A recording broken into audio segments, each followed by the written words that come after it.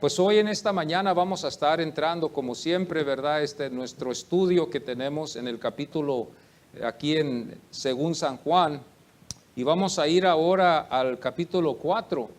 Vamos a estar entrando ahora al capítulo 4 y vamos a darnos cuenta de lo que va a estar aconteciendo en el capítulo 4. Hay algunas cosas que quiero yo hablar hoy en esta mañana antes de entrar a la vida de la mujer samaritana. Hoy vamos a estar en el capítulo 4 del Evangelio según San Juan. En este capítulo es conocido por la historia de la mujer samaritana y cómo Jesús, siendo judío, trató con ella, siendo ella samaritana. Pero antes de entrar en la historia de la mujer samaritana, vamos a ver unos puntos controversiales para algunos. Quizás no estamos aquí hoy y quizás aquí no es nuestra iglesia donde nos congregamos, pero hay algunos puntos muy controversiales para algunas personas, aún hasta cristianos, que vamos a estar viendo aquí. Y uno de ellos es el señorío de Jesucristo, y el bautismo en agua, el bautismo ya en agua. Y no estamos hablando nosotros, amados hermanos, para usar esto, ¿verdad? Y ver los protestantes y ver también la iglesia tradicional, sino que vamos a ver esto también en general, solamente en la iglesia protestante. Y vamos a ver estas dos cosas muy importantes: el señorío del Señor Jesucristo como Dios y el bautismo en agua. ¿Y por qué llego a esto? ¿Verdad? Hago yo la pregunta. Porque muchos han criticado el señorío de Jesucristo si es igual que el de Dios. Hay muchos que dicen y piensan que Jesús fue Señor, pero un poco menos que Dios. Y a veces hay estas dudas aún hasta en nosotros, y podemos a veces hacerlo, ¿verdad?, con una sinceridad, ignorando de que Él es Dios. Pero queremos llegar nosotros a la conclusión y ver quién es Jesús conforme a lo que la Biblia nos lleva de la mano. A todos nos va a llevar la Biblia de la mano y nos va a enseñar lo que está ahí. Y después llegamos nosotros a la conclusión de lo que la Biblia nos está enseñando, porque yo sé que todos nosotros tenemos un diferente punto de vista, y si entramos en el espíritu, cada quien tiene un espíritu diferente, ¿verdad? Todos somos de un mismo espíritu, sí, yo entiendo eso, pero a veces en nuestro espíritu en el que nacimos es diferente a veces, y eso nos puede llevar a entrar en un error. Otra cosa también, el bautismo, ¿de dónde vino? Yo quiero hablar de esto, ¿de dónde vino este bautismo? Va a estar muy interesante hoy en esta mañana, el bautismo, ¿de dónde vino y qué significa? Y vamos a refrescar nuestras mentes un poquito más, porque el bautismo es muy importante. Y yo pienso que hoy en día, más que todo, la iglesia ha olvidado el verdadero significado del bautismo. Muchos están siendo bautizados, pero no saben en realidad lo que ellos están haciendo. Lo hacen en grandes iglesias, lo hacen en montones, pero yo pienso que muchos no están entendiendo el grande significado que va con el bautismo. El bautismo es algo muy importante, que cuando nosotros somos bautizados debemos de entender, hermanos, ¿verdad?, que ya le dimos al Señor nuestras vidas y que nosotros ya estamos en sus manos de Él. Hay muchas veces que esto nos explica muy bien el señorío del Señor que viene después del bautismo, y pensamos que todavía nosotros tenemos un llamado libre albedrío, ¿verdad? Que hemos oído el libre albedrío, que no, en verdad no existe en la Biblia, es algo que un hombre sacó y que se ha traído aquí, y que nosotros hemos visto, ¿verdad?, que hemos sido víctimas de esta doctrina que muchos han practicado y muchos lo han hecho. Estoy estudiando y leyendo el libro de Martín Lutero, lo que Martín Lutero pensó de el libre albedrío. Martín Lutero, uno de los reformadores, y cuando yo veo los argumentos que él levanta, hermanos, en contra del libre albedrío, hermano, el libre albedrío lo deja al suelo, lo deja en el piso. Saca tantos argumentos concerniendo esto de que el hombre piensa que él puede y que él es el que escoge y que Dios le da ese libre albedrío. Lo explica tan claro Martín Lutero que queda uno convencido. Lo explica tan claro porque lo usa la palabra del Señor y se basa en Romanos. Los del libre albedrío quitan algunas páginas de Romanos para no entrar en la elección, en la predestinación, en que Dios escoge a algunos y algunos no son. Llegan al libre albedrío mejor, hablar mejor del libre albedrío, que todos tenemos ese libre albedrío. Por eso el evangelio no tiene ningún sentido hoy en estos días, porque no vemos nosotros el peso que lleva el evangelio, de que el hombre está destituido de la gloria de Dios, nace pecador, está condenado, nace condenado, y está, hermanos, a rumbo al infierno si no tiene a Cristo Jesús. Esto es lo que le quita el peso al evangelio. Y cuando nosotros empezamos a decir que todos no sabemos y que esto y que esto y que el otro, le quita el valor al evangelio de Cristo Jesús. Y yo sé, como usted sabe, a nadie le gusta oír esto, porque yo he oído algunos comentarios decir, a mí no me gusta ir a la iglesia donde se habla del infierno. Pues lamentable hermano, hermana, me da tristeza que oiga yo de usted decir eso, porque Jesús habló del infierno más que habló del cielo. Cuando usted va a los evangelios, el Señor no habla mucho del cielo, pero sí habla muchísimo del infierno, y habla de los que van a ir al infierno, ¿verdad?, si no se arrepienten. Nuestra justicia debe de superar la justicia de los fariseos, que los fariseos ya estaban ellos en una relación exterior solamente, y todos caemos en esto y podemos ser engañados. Aquí vamos a ir al capítulo 4 y vamos a ponernos en pie y vamos a leer aquí en el capítulo 4, versículo 1 al 4, y vamos a leerlo todos, ¿verdad?, en el nombre del Señor. Ustedes me pueden seguir con sus vistas y vamos a leer aquí en el versículo 1 al 4 y después vamos a seguir con nuestra enseñanza. Cuando pues el Señor entendió que los fariseos habían oído decir, Jesús hace y bautiza más discípulos que Juan, aunque Jesús no bautizaba, sino sus discípulos, salió de Judea y se fue otra vez a Galilea, y le era necesario pasar por Samaria. Pueden tomar sus asientos. Cuando nosotros vamos a ver este capítulo, vamos a ver hoy en esta mañana el discipulado, los discipulados y los que fueron bautizados, el discipulado y el bautizado.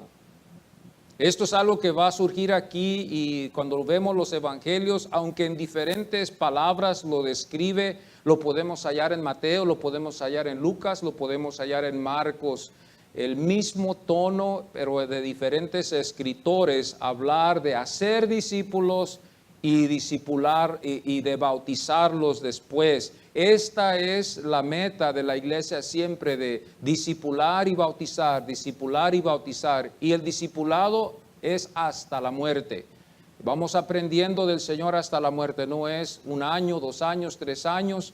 Hay cortas, a veces cortos carreras que tenemos en la vida. Estudiamos para ser abogados, estudiamos para ser doctores, estudiamos para ser ingenieros, estudiamos para ser electricistas, y tratamos a veces un tiempo, ¿verdad?, estudiando bajo un maestro que nos está enseñando en un plazo de 2 años, 3 años quizás. Algunos, los doctores, pues llegan hasta 11, 12 años.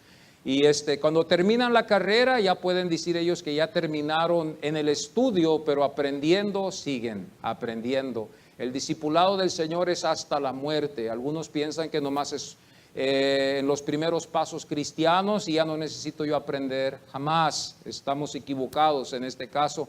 Todos vamos aprendiendo siempre, por eso el Señor nos llama a reunirnos.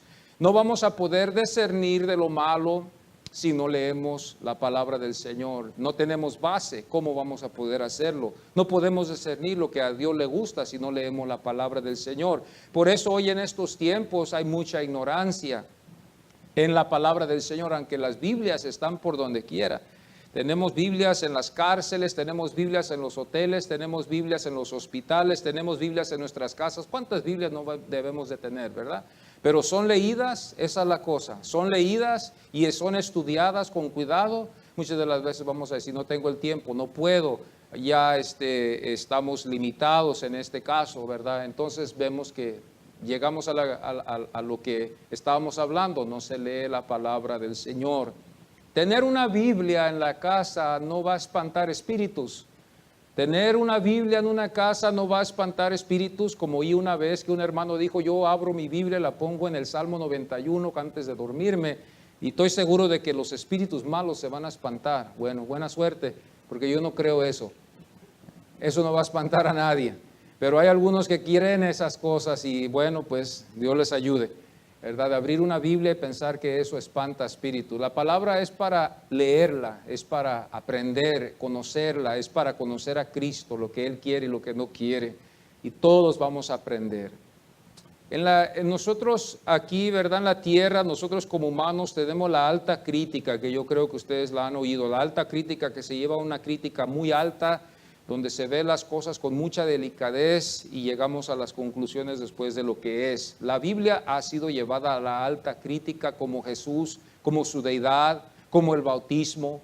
Y todas estas cosas cuando se llevan a una alta crítica vamos a llegar a la conclusión si es o no es. Esta crítica es común, la crítica común que siempre ha existido entre nosotros. Nosotros también tenemos eso y criticamos a veces algunas cosas, es lógico. A veces cuando entramos nosotros a un lugar para tomarnos un refresco, hacemos una crítica de la experiencia que hemos tenido en el pasado. Vamos ahí a escoger una soda y si nos supo bien en el pasado, vamos a querer esa soda. Pero si nos supo amarga, vamos a hacer una crítica de que no nos gustó y vamos a escoger mejor lo que nos gusta. En estas críticas, esto es lo que vemos aquí, esto nos lleva al significado, nos lleva a la pureza de después cuando vemos esto en la crítica. Y hoy en este tiempo vemos también esto en la ciencia. En la ciencia hay una alta crítica y la crítica, hermanos, va de que no existe Dios. Pero cuando nosotros vemos la ciencia, como dijo un pastor, grita de que Dios existe. Grita la naturaleza de que hay un Dios. Nosotros cuando salimos afuera y tenemos, hermanos, y podemos ver todos los árboles, vamos a llegar a cómo vino ese árbol. Vamos a hacerlo así. Tenemos una tele en nuestra casa. ¿Cómo fue esa tele hecha? ¿Vino de una explosión? ¿Vino así nomás? Que nosotros sabemos que hubo un ingeniero que inventó la tele y le dio el modelo, le dio el estilo, le dio todo y luego después la puso y la hizo y hicieron miles y miles y miles de teles y por esa razón tenemos un diseño, un diseñador que hizo la tele. Entonces por eso llegamos nosotros a la conclusión que hay un creador, porque cuando vemos los árboles, vemos la luna, vemos el sol, esta preciosidad, perfección, hay un creador. Y se nos da la oportunidad de conocer este creador por medio de Jesucristo. Por medio de Jesucristo. Entonces, la alta crítica como la crítica puede estar en la ciencia como también entre nosotros en la religión cristiana, entre los teólogos. Los teólogos son los que estudian la palabra del Señor y llegamos, ¿verdad?, a ver esto. Hay pastores que no son teólogos y hay teólogos que no son salvos, pero hay teólogos que son pastores, son salvos y estudian la palabra del Señor así. Entonces podemos ver que hay pastores que no entraron en la teología, no saben la Biblia, solamente ellos predican lo que ahí está y hasta ahí queda el estudio. Pero ya vemos que hay pastores que son pastores, teólogos y cristianos, entonces ya vemos una teología que debe de ser. Hay teólogos que no son cristianos, que nomás leen la Biblia como algo que les gusta, que les fascina, es algo que es una cosa del parte de la vida y llegan ellos también a buenas conclusiones a veces y a veces llegan a buenos errores también. Pero esta es la alta crítica, esto llegamos a la crítica y la alta crítica, los críticos siempre darán su conclusión, aún hasta en nosotros podemos criticar algo y podemos dar nuestra conclusión.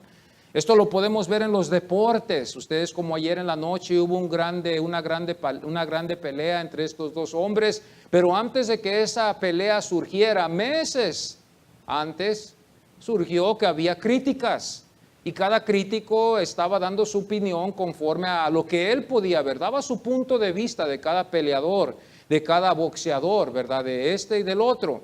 Y algunos daban sus críticas y daban sus conclusiones de que este iba a ganar y que este iba a perder por la razón de lo que ellos veían, el punto de vista de ellos. Lo vemos en el deporte, lo podemos ver en las elecciones también, como también con el presidente Trump que tenemos hoy, nuestro presidente. Vemos nosotros que hubo mucha crítica, aún hasta entre nosotros en la raza latina, si lo podemos decir así. Ha habido alta crítica contra él, donde vemos que todos los canales hispanos critican a este hombre y lo critican en una forma buena como también en una forma muy mala. Entonces nosotros podemos ver que estos son los críticos también de los presidentes, lo que ellos critican, lo que ellos piensan de él, lo que ellos llegan a conclusiones de que él va a fracasar, que lo van a matar, que algo va a pasar con la nación, que no va a trabajar nada bien. Y algunos críticos han llegado a hablar lo correcto, como algunos críticos han llegado a hablar lo incorrecto. Y también en las prácticas religiosas lo vemos igual también, y es bueno ser a veces crítico, pero no mucho a lo extremo, pero es bueno ser crítico para tener cuidado, ¿verdad?, como el Señor nos llama a hacerlo. No nomás entrar en lleno en una cosa, tenemos que identificar esto bien. Yo como pastor, ¿verdad? Lo que yo practico, lo que yo hago, lo que yo creo, yo lo enseño a ustedes y lo enseño con mucha precaución.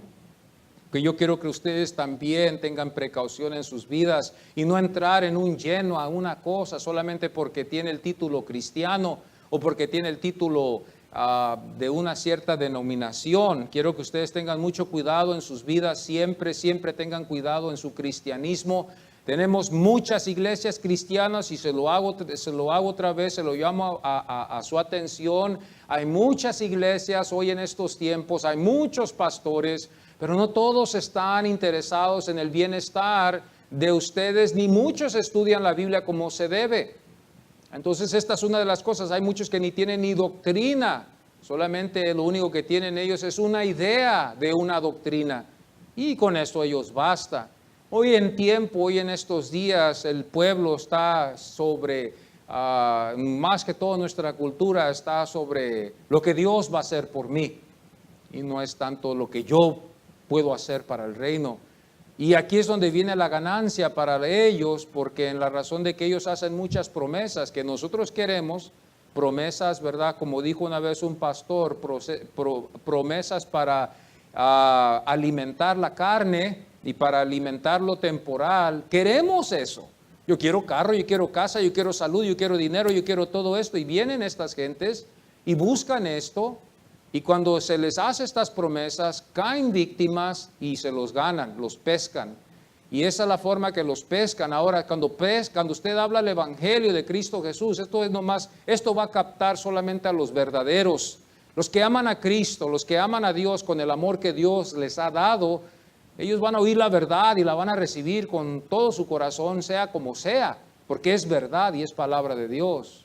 Cuando las promesas paran, cuando las bendiciones paran, cuando no se hace como yo quiero, cae a un alto, los verdaderos siguen, pero los falsos se echan para atrás. Y aquí es donde vemos la iglesia apóstata, la iglesia apóstata. Y ha habido siempre una iglesia apóstata. Por eso nosotros tenemos que amar al Señor. ¿Cómo lo vamos a amar? Yo hago la pregunta, ¿cómo lo vamos a amar? Lo vamos a amar leyendo lo que dicen las Escrituras. El capítulo 4, versículo 1 dice, cuando pues el Señor entendió que los fariseos habían oído decir, Jesús hace y bautiza más discípulos que Juan, el versículo 3 nos da la respuesta. Salió de Judea, por la obra del Bautista, de Juan el Bautista, y los celos de sus discípulos, lo llevó a Jesús a moverse de su lugar donde estuvo. Jesús no era el tiempo para que él hubiera sido interrogado por los fariseos, y menos, todavía no era ni el tiempo para que él fuera a la cruz. Pero ya vemos aquí en este capítulo que empiezan a surgir los problemas. Una de las cosas es que el celo empieza a surgir entre los discípulos de Juan con los discípulos de Jesús. Los fariseos empiezan a interrogar a Juan al principio y ahora ven a Jesús bautizar y quieren ir a interrogar ¿a quién? A Jesús. Entonces Jesús se da cuenta de esto y Jesús se mueve a otro lugar. Dice, vamos para Galilea. Pero antes de que fueran a Galilea, se dice que estaba él situado en un lugar donde no tenía oportunidad de irse por donde ellos normalmente se iban para evitar los samaritanos. Y tuvo que pasar por Samaria. Juan 3:22, después de esto vino Jesús con sus discípulos a la tierra de Judea y estuvo ahí con ellos y bautizaba.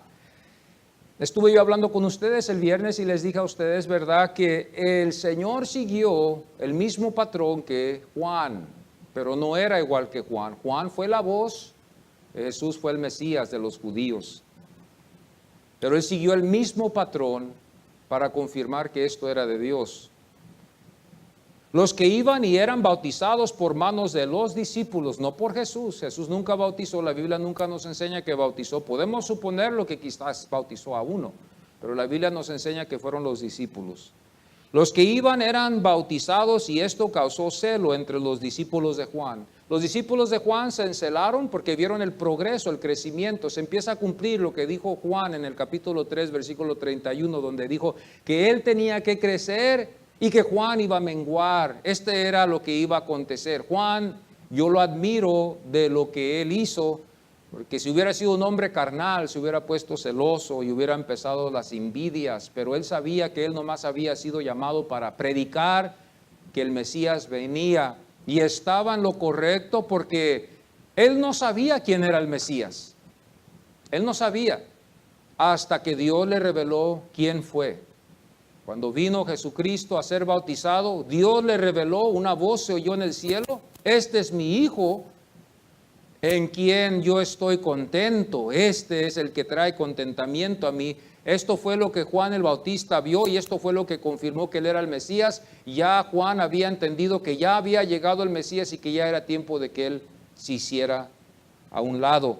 Jesús por eso se movió de un lugar a otro de Galilea por el conflicto que hubo. El conflicto los llevó a él a moverse de un lugar a otro.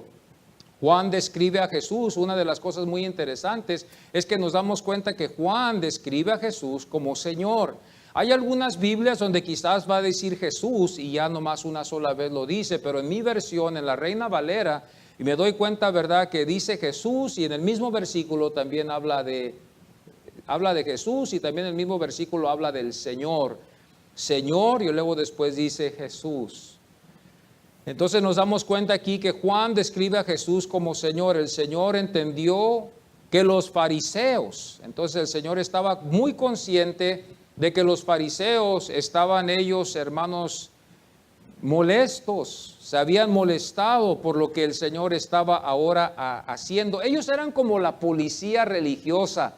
Cuando ellos veían algo mal, ellos iban sobre ello. Ese era el fariseo, el farisiaco. Él iba sobre eso rápidamente, cuidando las tradiciones de los ancianos y no la ley de Moisés. Ellos no estuvieron cuidando la ley de Moisés. La ley de Moisés era algo muy aparte. Ellos cuidaban más que todas las tradiciones de los ancianos. Ellos tienen una historia muy interesante también, los fariseos. Esa palabra Señor en el griego es kurios. Esa palabra, kurios, esa es la palabra que usa aquí Juan cuando escribe este evangelio. Kurios. Esa palabra, hermanos, estamos hablando que le da un lugar muy especial a una persona.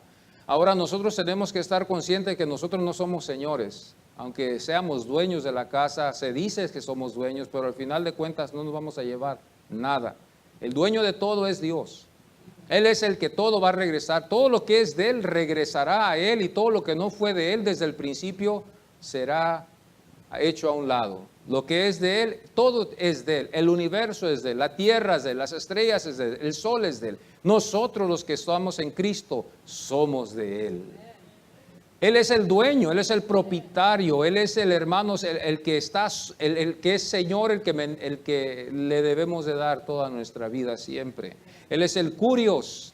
Este no es un Señor por respeto, como algunos piensan, que se le dice a Jesús Señor por respetos, sino que aquí cuando Juan describe kurios, esta palabra significa dueño, significa una persona que está en control, que tenemos que darle cuentas un día al final. Hay una controversia aquí, quiero darles a ustedes una controversia porque en algunos manuscritos se da cuenta que nomás escribió Jesús, pero casi en la mayoría de ellos se escribió kurios, esta palabra kurios en el griego. En algunos manuscritos, la mayoría de ellos, porque los manuscritos son los que los eruditos van a ello para investigar un poquito más en ellos. Y ellos cuando van a los manuscritos ven la mayoría de votos es lo que gana, la popularidad del manuscrito es lo que lo lleva a uno a llevarlo a una verdad.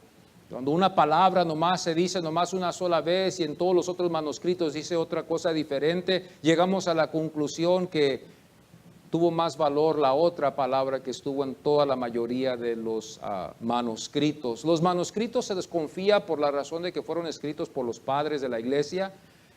Se les confía porque los padres de la iglesia los escribieron, los apóstoles, ¿verdad? Fueron reescritos, fueron manuscritos por los padres de la iglesia que fueron escritos por los apóstoles. No había imprentas, no había formas en cómo hacer copias en ese tiempo. El hombre tenía que escribir todo a mano. Y así es por eso sacamos muchos manuscritos que pueden servirnos a nosotros también. Bendito sea el Señor. Y esto está a la mano de los eruditos y por eso ellos llegan a otra profundidad. Cuando ellos van al griego, al hebreo, ellos ven el significado original. Por esto nos lleva a nosotros a estudiar la palabra del Señor para llegar a lo que es en verdad el mensaje. Y por eso si nosotros no llegamos a lo que es, ¿qué va a pasar? Van a ser engañados. Vamos a ser engañados. La historia no se dará correcta si no estamos llegando a lo que debe de dar el mensaje. Por eso hoy en estos tiempos, y es cierto lo que dijo Pablo, en los últimos días habrá muchos falsos maestros. Hay muchísimos, aún en todos los lugares, herejes, falsos maestros. ¿Por qué? Porque no estudian la palabra del Señor, por pereza, por otras cosas, por la demanda que es tan grande. El pastor debe dedicarse al estudio, debe dedicarse a la palabra del Señor, mientras los que sirven al lado de él se dedican a las otras cosas. La vida del pastor es muy disciplinada, su dieta, su manera de vivir, su manera de ser, todo es muy disciplinado. Todo requiere una disciplina. Una persona indisciplinada no va a poder llegar a ser pastor. Tiene que ser disciplinado en su horario de dormir, su horario de levantarse, su horario de estudiar, su horario de visitar. Y yo hermanos, yo caigo corto en esto porque hay muchas cosas que se tienen que hacer y a veces no se hacen. Y regresando para atrás a este tema, hablando en el versículo 1, hablando de este nombre, Señor. Este nombre, Señor, significa dueño, significa uno que es el propietario, que vamos a darle cuentas a Él. Una cosa que tenemos que entender, que al final vamos a darle cuentas a Dios, pero aquí el Señor Pablo nos enseña que nosotros debemos de darnos cuentas los unos a los otros. ¿Por qué hace esto Pablo? Pablo lo hace esto para que la iglesia se mantenga en santidad. Esto fue lo que el Espíritu Santo le dio a Pablo. Por eso muchas de las veces yo sé, por causas y muchas veces el estilo de vida que es muchas veces diferente y no es cristiano, nos da pena dar cuentas porque sabemos que hay algunas cosas que hacemos que no son bien, que no están bien delante de Dios y nos escondemos, pero eso nos lleva a la santidad, a corregir esas áreas, para que cuando Dios nos encuentre estemos santificados en una vida santa, progresiva. Esta palabra, hermanos, cuando vemos esta palabra curios, resalta 5 veces en el Evangelio de según San Juan. Una de ellas es aquí en este capítulo 4, versículo 1, y luego después la vemos que surge también en el capítulo 11, versículo 2, o luego después surge también otra vez en el capítulo 20, versículo 20, o luego después en el 21 al 12 hablamos y estamos viendo esta palabra Señor, curios, el dueño. Un teólogo cristiano, Bernard, arguye que estas son glosas explicativas, que solamente son explicaciones del comentario solamente de él. Esto es lo que él argumenta. Es un buen teólogo del pasado que se utiliza también mucho de sus libros también. Juan escribió su evangelio desde luego considerando a Jesús como curios, el Señor, como Lucas también. Lucas también utiliza esta palabra curios. Y Hechos también, Lucas utiliza este nombre, este título, curios, para el Señor Jesucristo. Curios significa uno que es dueño en absoluto, con toda autoridad y todo derecho. Esto es el dueño, el que está sobre ellos, y el soberano. Esto se me olvidó decirles, es soberano. Está en control de todo lo que está existiendo. Es dueño de todo. No nomás de una propiedad, no nomás de una casa, no nomás de nuestros zapatos, no nomás de lo que tenemos en el banco. Él es dueño de todo. Esto por eso hablamos que Él es absoluto. Él es absoluto en este sentido como Señor. Esto nos lleva a nosotros a entender esto que nos hemos olvidado. Hay muchos que dicen, le llaman Señor, pero no es Señor de sus vidas. El Señor dice, muchos en los últimos días vendrán a mí y dirán, Señor, Señor, hicimos esto, hicimos lo otro, hicimos acá. El Señor les va a decir, por favor, no los conozco, porque no hicieron lo que yo les dije. El Señor le va a decir aún esto a muchos, y aún muchos que están en las iglesias. Yo me acuerdo una vez cuando yo hablé con una persona, él siempre usaba este título para dárselo al Señor, mi Señor, mi Señor. Pero cuando yo veía su estilo de vida, yo veía la forma que él era, me decía, yo no sé si en verdad esta persona es lo que él dice que es y llama al Señor como lo es, cuando su vida es totalmente diferente. Cuando usted dice que el Señor es Señor de su vida, hermano, lo que el Señor diga se hace. Y yo no creo que todos aquí vamos a hacer eso. Ya yo lucho con eso a veces. Si el Señor dice apaguen las luces y está en su palabra y Él lo dice, lo hacemos. Yo no creo que yo lo vaya a hacer. Lo voy a decir, Señor, pero tenemos las luces, necesitamos las luces. Si el Señor dice haz esto, haz lo otro, yo no sé si lo vayamos a hacer. Hay cosas que el Señor nos va a decir que no lo vamos a hacer. ¿Por qué? Porque no hemos llegado a ese completo entendimiento. Si el Señor nos dijera, yo quiero verte hacer esto, yo quiero verte dar esto, yo quiero verte presente en esto.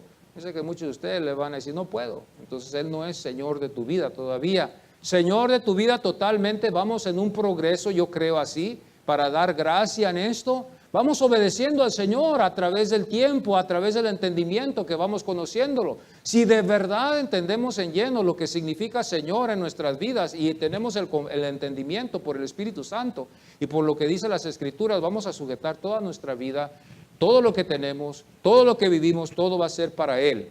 Todo. Mi vida ya no es mía, mi vida es del Señor. Él es el que es Señor de todo.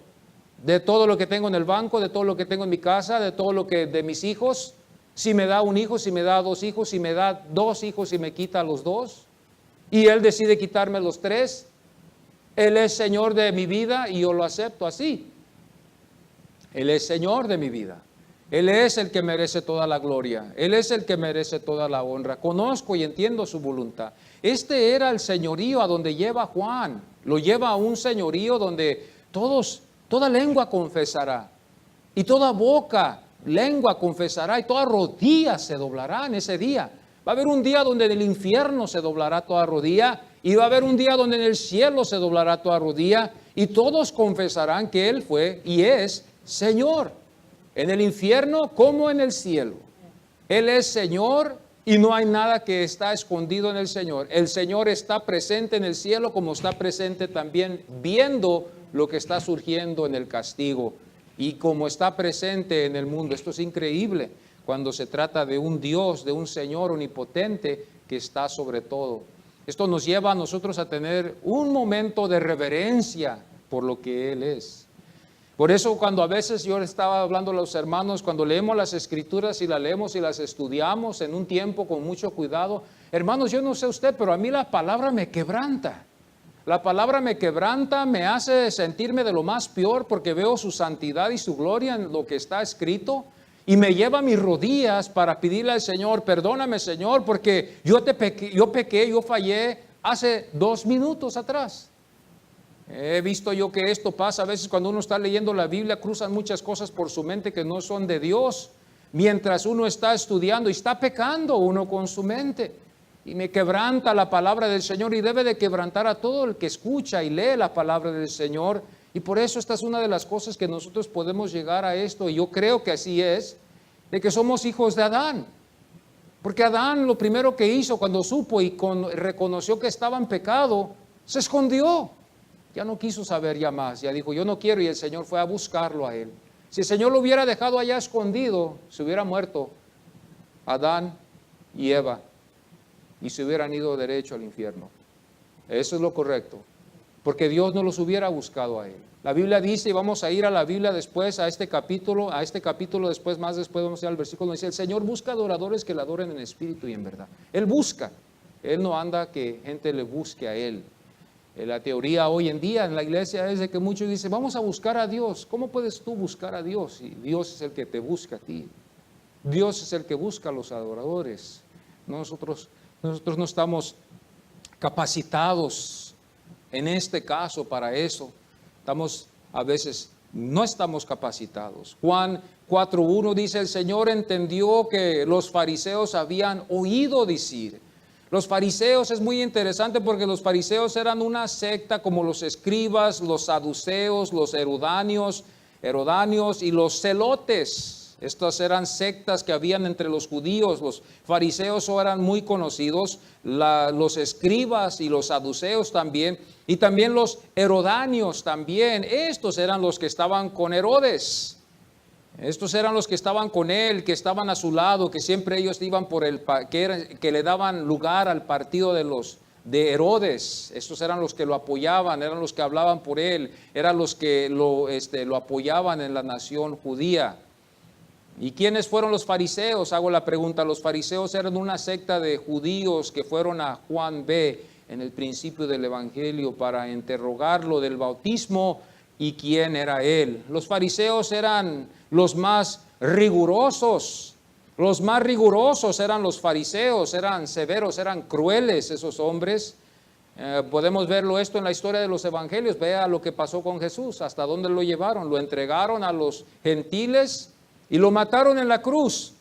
Ellos fueron los fariseos. Los fariseos practicaban y defendían las tradiciones de los ancianos más que la ley de Moisés. Tenemos que siempre tener esto en mente. Ellos solamente defendían las tradiciones de los ancianos. Aunque conocían la ley de Moisés, ellos enseñaban más las tradiciones de los ancianos.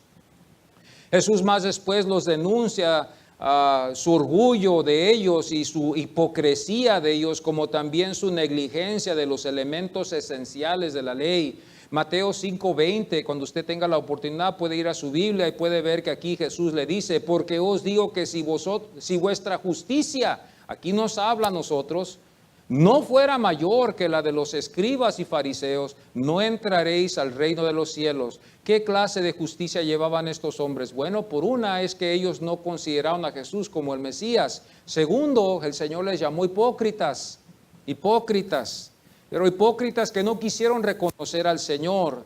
Esto es algo que a veces surge entre nosotros en las iglesias y muchas veces la gente de afuera va a decir, los que están en las iglesias son hipócritas. Son hipócritas. Bueno, también en el mundo hay hipócritas.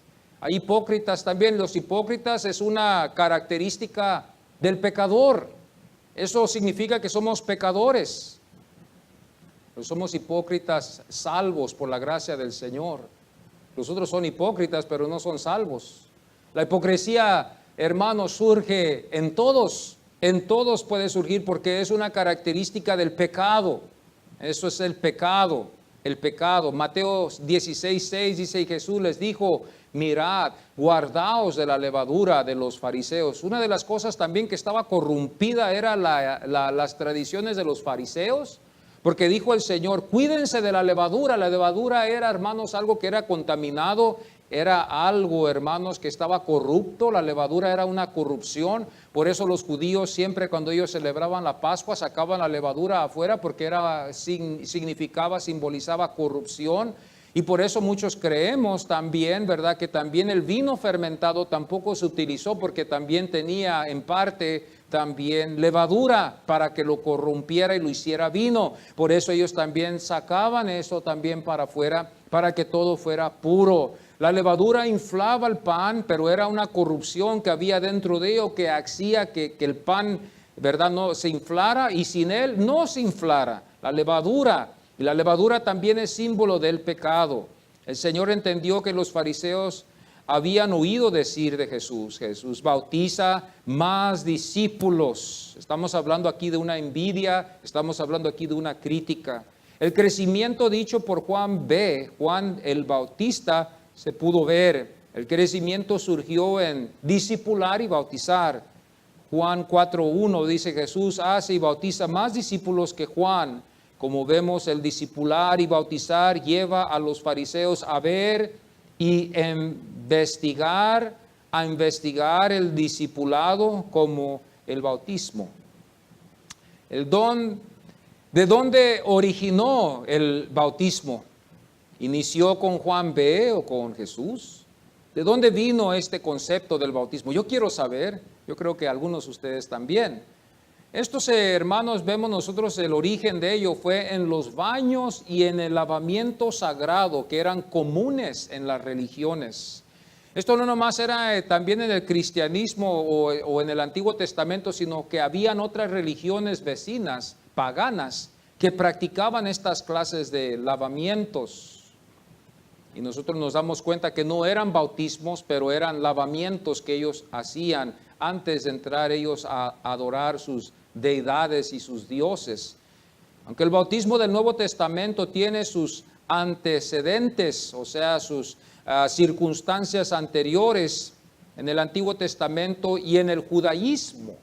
Vayamos esto, hermanos, nosotros que lo que hay en el Nuevo viene del Antiguo Testamento, y los del Antiguo Testamento se dice que esto se veía aún en las otras culturas, en las otras religiones, y no había salvación, no hay significado en los otros lavamientos. No vayan ustedes a pensar que eso tiene la misma potencia, no tiene ningún poder, ningún significado, no agrada a Dios, es trapos de inmundicia. Hay muchos que piensan que solamente porque ellos lo practican así, que Dios acepta todas las religiones. Eso es incorrecto. Eso es algo que hoy también se está enseñando también en las iglesias cristianas, de aceptar a todas las religiones y a todas las fees. El Señor es un Dios, el Señor es un Señor de una mente angosta. El Señor dice que el camino es angosto, no es ancho. Y hoy en día la iglesia lo hace ancho, que todos entren, que todos van a entrar, que todos van al cielo. Y predicadores, no voy a decir del evangelio, predican esto inconscientemente, no valorizando el valor de la cruz del Calvario. Eso es algo que ahora choca con la cultura, choca en California, este estado liberal, y choca también con nosotros también. ¿Cómo puede ser esto? Que solamente una fe en Cristo Jesús puede llevarnos al cielo. Claro que sí. Jesucristo es el camino, la verdad y la vida. El Señor dice que el camino es ancho para el mundo y eso surge a la perdición. Pero Él dice que el camino que va hacia el cielo es angosto, amados. Ahí entramos uno por uno, ahí no entran en multitudes. Cuando lleguemos al cielo nos vamos a hallar solos delante de la presencia de Dios, a dar cuentas delante de la presencia de Dios solos. Delante de Él, porque el camino es angosto, su pensar es angosto, su doctrina es angosta, y por eso no cabe en muchos casos, por la razón de que hoy en este tiempo la cultura se ha hecho ancha en la aceptación, en la tolerancia, en el pecado y en las cosas que se practican a veces. La ley escribía, hermanos, la ley prescribía varios lavamentos. Cuando vemos nosotros Éxodo 29:4, esto aquí nos enseña una prescripción de un lavamiento. También Éxodo 30:20, también Éxodo 40:12. Los profetas hablaron de lavamiento también. Cuando vemos nosotros Isaías 1:16, lavaos y limpiaos, dice Isaías. Entonces el lavamiento era algo que era parte de la religión judía. Quizás ellos ya no estaban practicando esto ya. El Salmo 51:2 dice, lávame más y más. El versículo 7 dice, lávame y seré limpio. Los lavamientos eran hechos externamente, pero sin efecto interior.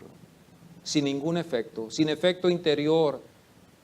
Solo vistos y practicados exteriormente. Esto era lo único que llegaba hasta lo exterior, no llegaba a la alma, no llegaba a la convicción de un arrepentimiento genuino.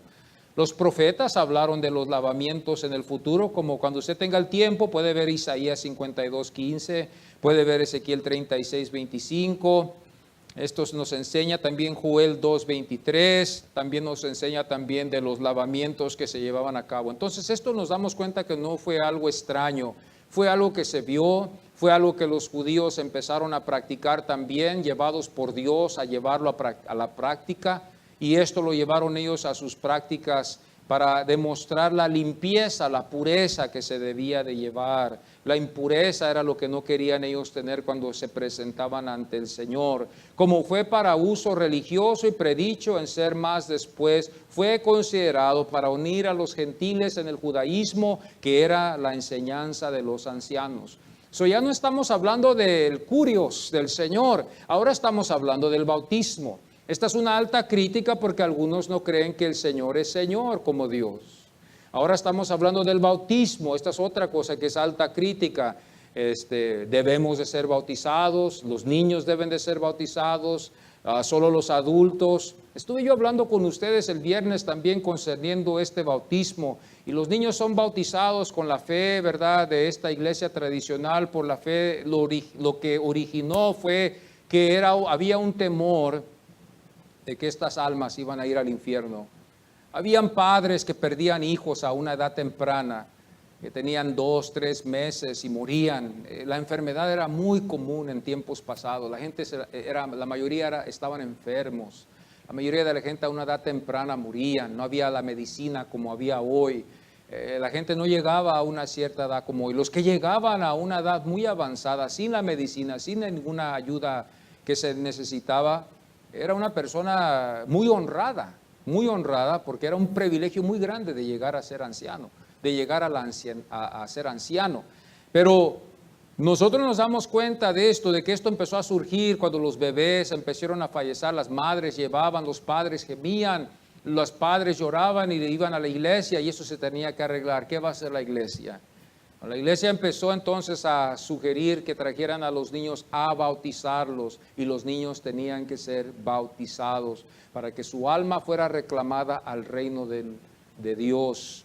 Por eso los católicos practican esto y están registrados también ellos en su iglesia de ellos. Esta es una tradición que va desde allá y están registrados. Es cuando vemos nosotros que el Estado y la iglesia estaban en unión. Ya el Estado y la iglesia no están en unión, ya el bautismo ya no tiene ningún valor como tenía antes. Ahora ya nos importa un cacahuate si estamos registrados, si somos bautizados, si no somos bautizados, porque ya la época ha cambiado, ya las cosas son diferentes, ya el Estado está acá y la iglesia está allá. Si te registran, qué bueno, puedes estar registrado en la iglesia y ahí estás, pero ya no es parte del Estado. Pero antes, cuando tú no eras bautizado, los niños eran vistos como fenómenos.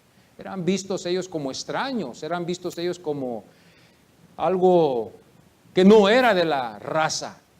¿Qué es este niño? No es bautizado. ¿Qué lo consideras tú? Pues ahí es donde llega la cuestión y la pregunta y vamos a tener que llegar a una respuesta. ¿Qué le hicimos a los padres? ¿Qué le hicimos a las madres? ¿Qué les vamos a decir? Ahí es donde tenemos que llegar a uno.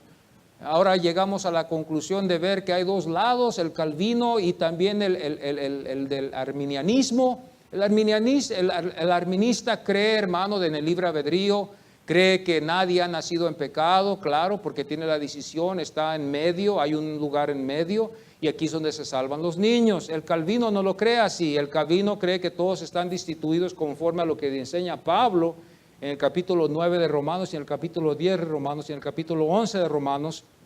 Nos enseña Pablo que el hombre está destituido. Aquí se basa el calvino. El de arminianismo se basa él en otras cosas, en el libre albedrío. Deja al niño libre, el niño no está culpable, el niño está en una inocencia, ¿verdad? Ese es el arminianismo, ese es el que está en el libre albedrío, ese es el que... Pero yo digo aquí una cosa, eso lo que podemos hacer es defenderlo con...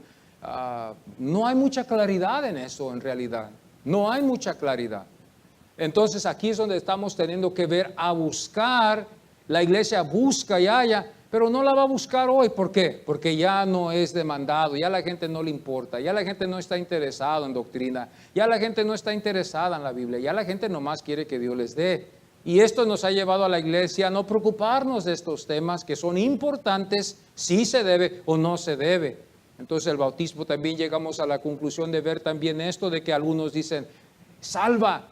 Pero la Biblia no habla de que salva el bautismo, hermano, hermana.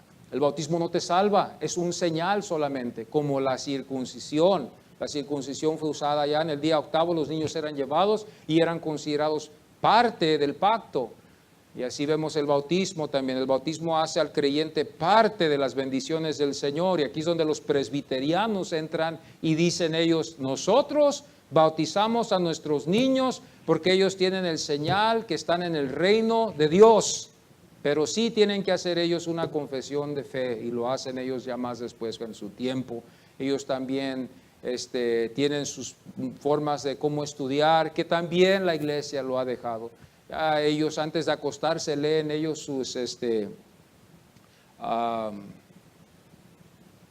sus libros, catechism, no sé cómo se dice en español, catechism, que ellos estudian esto también, lo leen antes de dormir. Los niños son instruidos, los padres son instruidos, las madres son instruidas siempre, Padre, Hijo, Espíritu Santo. La Biblia es la palabra de Dios, el bautismo, el Espíritu Santo, la palabra, ¿quién es Dios? Dios es, y se repite, y este es el cristianismo primitivo que se ha dejado y que se ha dejado en el olvido.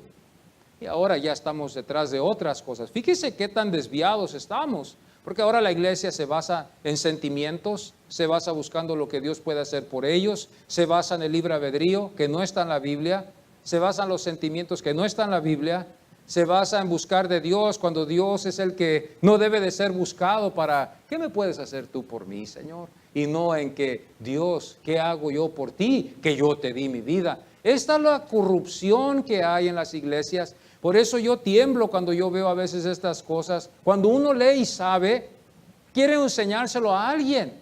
Ahora, muchas veces el pueblo no lo quiere oír.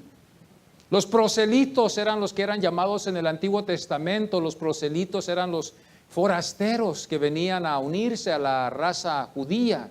El Señor dijo, estos no se pueden quedar afuera, tenemos que darles una gracia. Aquí es donde yo veo el gentil. El Señor le da una gracia al proselito. El proselito es el gentil, el de Grecia, que venía a unirse a la raza judía y buscaba también adorar a este Dios, a este solo Dios, a este único Dios. Ellos estaban en un monoteísmo, donde ellos estaban nomás solamente con un Dios. Y venían los gentiles, querían ser parte del judaísmo, se integraban en el judaísmo, pero antes de integrarse tenía que haber un lavamiento. Se dice que ellos, hermanos, iban a un río y había testigos y ellos solos se bautizaban, se sumergían en la agua y salían otra vez ellos, estos gentiles, y ya eran ellos parte del judaísmo después de ese lavamiento. Ellos se sumergían, ellos solos se levantaban, eran limpios y ya venían ellos a la fe. Y solamente con ciertos límites, ¿verdad? Porque ellos también como ya se consideraban como pueblo, ya podían ellos oír las enseñanzas, porque hasta esto los judíos eran muy celosos antes, ahora ya no. Eran muy celosos, no todos leían, no todos podían participar. El niño tenía que tener más de 13 años para poder participar en la ley, era el niño de la ley. Jesús fue el niño de la ley cuando fue entre los escribas y estuvo allá también con ellos y estuvo platicando con los doctores de la ley. Pero estos eran los proselitas, los extranjeros, los forasteros, no se olviden de eso. Por eso los judíos, los fariseos, aquí se cierra. Por eso ellos se disgustaron cuando tuvieron que ser llamados a ser bautizados. Porque ellos le dijeron a Juan, nosotros somos hijos de Abraham, simiente del Padre de la fe. ¿Cómo nos dices tú a nosotros tenemos que bautizarnos? Nosotros ya somos pueblo de Dios. Por eso Juan les empezó a hablar duro, porque ellos no entendieron. El bautismo fue en el Nuevo Testamento, la puerta, y es la comunidad del nuevo pacto que permite a los que pasan por ella experimentar los beneficios dichos del pacto. Juan B. insistió en que se bautizaran los judíos. Quizás esto nos muestra la condición espiritual en que se hallaban. Cristo se sometió al bautismo, no se sometió al bautismo porque fue pecador, sino porque Isaías nos enseña de que Él se tuvo que identificar entre nosotros, es todo, como humano, y confirmó también el bautismo de que era de Dios, eso era de Dios, pero no lo hizo como nosotros, los que se bautizaban en ese tiempo era por pecado, Jesús no lo hizo por pecado, Jesús lo hizo solamente para confirmar que era de Dios, es todo. Cristo se sometió al bautismo, se identificó que fue de Dios el bautismo, pero no tuvo que, por alguna razón de pecado. visto el bautismo reemplaza, el bautismo es lo que reemplazó la circuncisión, es un señal. Y rápidamente, yo sé que esto está un poco profundo, ya voy a terminar. El bautismo puede ser considerado señal de la justificación. Gálatas 3, 24, 27. Cuando usted tenga el tiempo, léalo. Gálatas 3, 24, 27. Aquí vemos a Pablo, este maestro que nos enseña lo que significaba una parte del bautismo. Y también en la Biblia nos enseña que los adultos solamente eran los únicos que eran bautizados. Hechos 8, 12. Vemos aquí que dice, creyeron el evangelio. Un niño no va a creer. ¿Cómo va a creer un niño que está en los brazos de su madre? ¿Cómo un niño que está en los brazos de su mamá puede llegar a entender estos conceptos? Hechos 8, 12 nos enseña que fueron adultos, fueron hombres, fueron mujeres. El 12 y el 13. Y esto lo vemos que Cristo lo instituyó, lo hizo parte de la iglesia cuando les dijo en Mateo 28, 19, id y haced discípulos, bautizándolos en el nombre. Aquí vemos, hermanos, por qué ya era practicado por ellos y fue de seguir. Fue practicado en el Antiguo, fue practicado por Juan el Bautista. Jesús le dice a sus apóstoles, vayan y bauticen. Ese es el trabajo de la iglesia, esa es la obra que la iglesia debe de llevar siempre, discipular y bautizar, discipular y bautizar, discipular y bautizar, hasta que termine, hasta que Cristo venga. Hasta que termine esta era y entremos en su gloria. Y este va a ser un trabajo de siempre porque los niños nacen, todos los días están naciendo niños. Todos los niños, todos los días están entrando nuevos creyentes a la iglesia y por eso se tiene que repetir, repetir, repetir, repetir. Y nosotros pensamos en nuestras mentes a veces como pastores, ya no necesito repetir esto porque ya todos ya lo saben. Estamos adivinando estas cosas y no son verdades. Se nos olvida, necesitamos oír esto, necesitamos ser enseñados. No tenemos que asumir que todos ya saben lo que es el bautismo, porque niños, jóvenes hay en la iglesia cada día, nuevos inconversos vienen a la iglesia, reciben a Cristo y quieren saber qué es el bautismo. Esto es parte del cristianismo, es parte de la iglesia. Discipular, bautizar, discipular, bautizar, hablar de Cristo, enseñar de Cristo, porque usted y yo no sabemos todo. Si sabemos es porque lo hemos oído, lo hemos leído. Si no sabemos o se nos olvidó es porque ya se nos olvidó, no lo sabemos. El Señor dijo, yo testifico lo que yo sé. Lo que yo no sé, yo no lo puedo decir, dijo el Señor, le dijo a Nicodemo. Así igual nosotros, que no sabemos, ¿cómo lo vamos a testificar si yo no lo sé? Ahora, cuando mañana vengan a usted con esto del bautismo, ya usted puede saber algo más o menos de dónde originó y esto le puede ayudar a usted para después en su vida futura poder ayudarle para usted entender. Porque hay tantos falsos maestros, hay tantos falsos maestros, hay tantas falsas enseñanzas conforme al bautismo, los unitarios que solamente bautizan solo en el nombre de Jesús. Es una falsa doctrina. Eso no es una doctrina verdadera, esa no es doctrina, hermanos, de Padre, Hijo y Espíritu Santo. Hay muchos bautismos fabricados aún por estas sectas que vemos hoy en día, el mormonismo, los testigos de Jehová, que ellos andan de puerta en puerta llevando ellos una falsa doctrina, que ellos fabricaron sus propias Biblias y que víctimas, gentes ignorantes, que hermanos se dejan llevar por estas cosas porque han rechazado la verdad de la palabra de Dios. Dios los entrega que caigan víctimas de las falsedades, como dijo Pablo. Este es el temor que debe de haber en todos nosotros, de buscar la verdad. El hombre, la iglesia, el hombre, la mujer, la iglesia, debemos aprender a ser amadores de la verdad. Gústenos, o también a veces cuando no nos gusta. Juan 4:1 dice, habían oído decir, Jesús hace y bautiza, lo mismo iba a seguir. Bautizaba, bautismo para los creyentes, un señal que no salva. El bautismo no salva, el bautismo no salva. Lo vuelvo a repetir, el bautismo no salva, el bautismo solamente es un señal. ¿Qué significa esto? ¿Que no necesito ser bautizado? Bueno, depende de su carácter. Porque si una persona dice, no quiero ser bautizado porque no necesito ser bautizado, bueno, vamos a ver el carácter. ¿Cómo lo dice usted? ¿Qué clase de conducta tiene usted para decirlo así? Porque el que ama a Cristo dice, yo quiero ser bautizado, aunque yo sé que no es para salvación, pero yo quiero ser parte. Ese es el carácter que debe de tener uno. Pero cuando uno rechaza eso porque dice, no, yo sé mejor y no necesito, Hay esto que puede pasar. Un señal de la unidad cristiana que sigue hoy. Un señal de una unión en la cristianidad. Como Pablo nos enseña en 1 Corintios 1, 13, 17. También nos enseña en 1 Corintios 12, 13. Porque por un solo espíritu fuimos todos bautizados en un cuerpo. Como el bautismo espiritual de poder ser parte del cuerpo invisible de Cristo, visto visible hoy. Entonces el cuerpo visible hoy, un día se verá invisible delante del Señor. El Señor dice en 1 Corintios 1:13, dice, ¿o fuisteis bautizados en el nombre de Pablo? Los bautismos son hechos bajo la autoridad de uno. Se da cuenta aquí que Pablo hace esto nomás para darnos a entender algo, que los bautismos se deben de hacer como el Señor nos enseñó. Y la mayoría de los manuscritos van en acuerdo con Mateo 28. Cuando el Señor dice, bautícenlos en el nombre del Padre, el Hijo, el Espíritu Santo. No hay otra forma. Entonces, este es lo que nosotros hemos sido dados por nuestros padres. La iglesia primitiva lo hizo.